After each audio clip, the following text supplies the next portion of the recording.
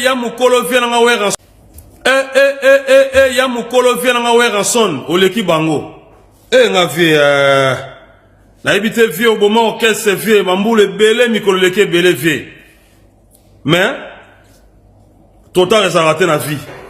Total les raté sur to kufi mais comme oa vivant vie mamakito rezali. Na sepeli na apparition na yo vie. Ah vie na nga wera son. Pardon. Tala image yo kitoko.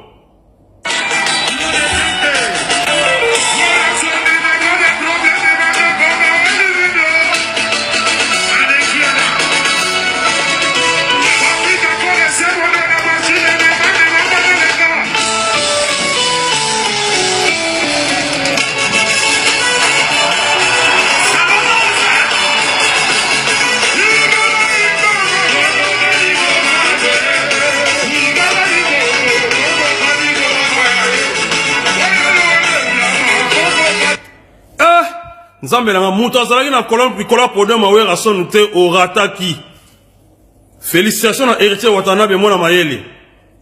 Félicitations na Jani mona mayele. Bill Clinton kutu bête de scène. Félicitations mona mayele ya likolo ko saranate. Ah viens na zo reto bo orchestre ba petit no so tout lo ba sans polémique. Bino tout depuis bo kenda muto salelo ka zate.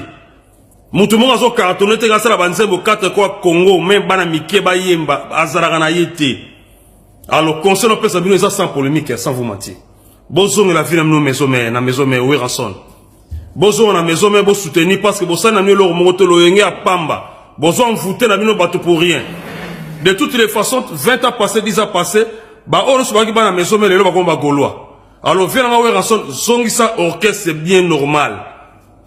Ba golona ba rezonga mo ba wera sonic na sepeli sou na recrutement yo sali garder ba mission wana basa kitoko na moni pena kino son kitoko pe ba boki kitoko garder bango mais bino bokena na maison mère pardon bozonga na bino